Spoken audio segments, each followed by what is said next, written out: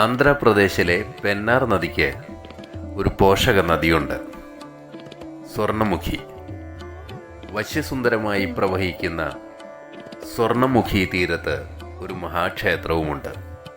സാക്ഷാൽ മഹാദേവന്റെ ഇരിപ്പിടമായ ദക്ഷിണ കൈലാസ ക്ഷേത്രം. പ്രാരബ്ധ കർമ്മങ്ങളുടെയും അറിഞ്ഞോ അറിയാതെയോ ചെയ്തു കൂട്ടിയ പാപങ്ങളുടെയും വേരറുത്ത് മുക്തിപ്രദാനം ചെയ്യുന്ന ശ്രീ കാളഹസ്തീശ്വര ക്ഷേത്രം.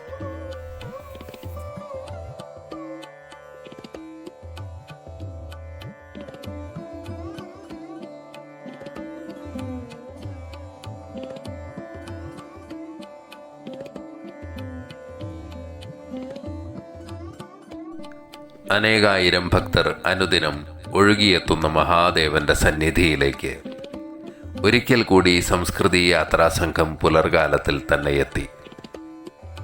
പഞ്ചാക്ഷരി മന്ത്രം ഉരുവിട്ടുകൊണ്ട് കാലാന്തകനെ മനസ്സിൽ ധ്യാനിച്ച് സ്വർണമുഖിക്ക് കുറുകെയുള്ള പാലം കടന്ന് വാഹനം നിർത്തി. പ്രകൃതീശ്വരിയെ സാഗൂതം വീക്ഷിച്ചുകൊണ്ട് മുന്നോട്ട് നടന്നു. പാതയോരത്ത് താഴോട്ടുള്ള പടവുകൾ ഇറങ്ങി അവിടെ പ്രതിഷ്ഠിതമായ ശ്രീ ഗണേശനെ വന്ദിച്ചു. കുങ്കുമപ്രസാദവും നെറ്റിയിൽ ചാർത്തി വീണ്ടും പാതയോരത്തെത്തി മുന്നോട്ട് നടന്ന് നടകൾ കയറി മഹേശ്വരന്റെ സന്നിധിയിലേക്ക് നീങ്ങി.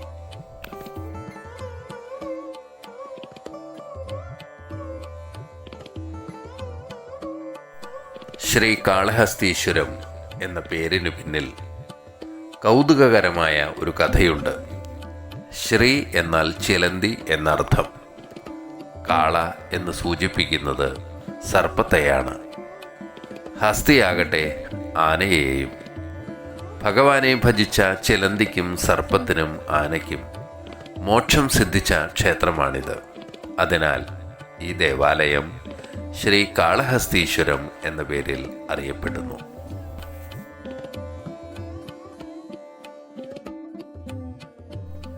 ശിവലിംഗത്തിന് ചുറ്റും വലകൾ നെയ്ത് ചിലന്തിയും ശിവലിംഗത്തിനു മുകളിൽ ഒരു രത്നം സ്ഥാപിച്ച് സർപ്പവും തുമ്പിക്കൈയിൽ ജലമെടുത്ത് അഭിഷേകം നടത്തി ആനയും ഭഗവാനെ പൂജിച്ചു എന്നാണ് ഐതിഹ്യം. ഐതിഹ്യത്തിന് പിൻബലമായി പ്രധാന ക്ഷേത്രത്തിലേക്ക് പ്രവേശിക്കുമ്പോൾ ചിലന്തിയുടെയും സർപ്പത്തിൻ്റെയും ആനയുടെയും ശില്പങ്ങൾ നമുക്ക് കാണാം.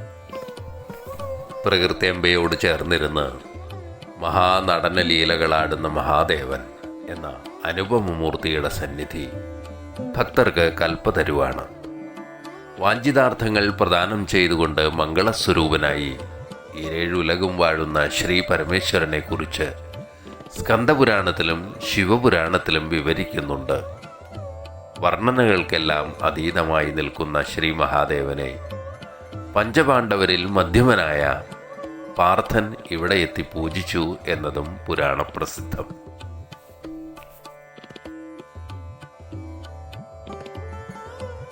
ശ്രീ കാളഹസ്തീശ്വര ക്ഷേത്രത്തിൻ്റെ ആവിർഭാവത്തിന് പിറകിലുമുണ്ട് അതുല ഭക്തിയുടെ മറ്റൊരു പുരാവൃത്തം.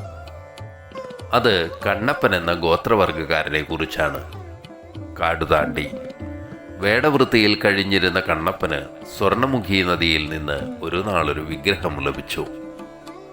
മഹാദേവ സങ്കല്പത്തിലുള്ള ആ വിഗ്രഹത്തെ കണ്ണപ്പൻ തൻ്റെ ആരാധനാമൂർത്തിയായി പ്രതിഷ്ഠിക്കുകയും നിത്യാരാധന നടത്തുകയും ചെയ്തു വന്നിരുന്നു. എന്നാൽ ഒരു ദിനം കണ്ണപ്പൻ ഒരു കാഴ്ചയ്ക്ക് സാക്ഷ്യം വഹിച്ചു. ഭഗവാന്റെ ഒരു മിഴിയിൽ നിന്നും രക്തം പ്രവഹിക്കുന്നു.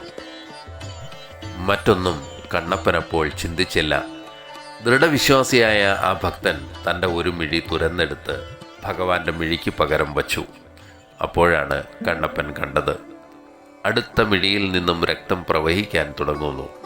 കണ്ണപ്പൻ ഉടനെ തൻ്റെ രണ്ടാം മിഴിയും തുരന്നെടുക്കാൻ ശ്രമിക്കുകയും അതിനു മുമ്പേ ശ്രീ മഹാദേവൻ പ്രത്യക്ഷനായി കണ്ണപ്പനെ ആ ശ്രമത്തിൽ നിന്ന് തടയുകയും ചെയ്തു.